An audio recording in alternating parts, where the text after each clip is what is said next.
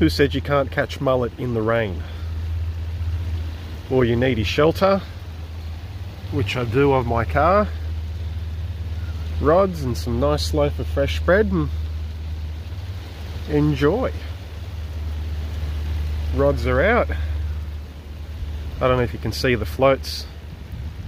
Oh, there goes my float. And there he is, a nice one. Nice for live bait.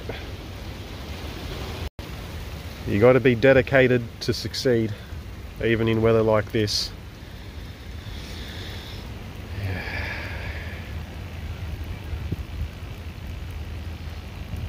I don't know if my float could be seen through the camera. Oh, that means it's gone. It's gone under. Yep. Gonna reel that out.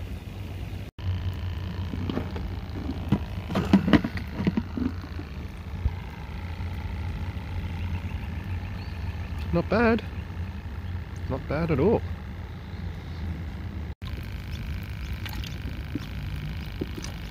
Not bad for a rainy day. And they're good sizes too. Let's hope we convert one into a nice flathead or a jewfish.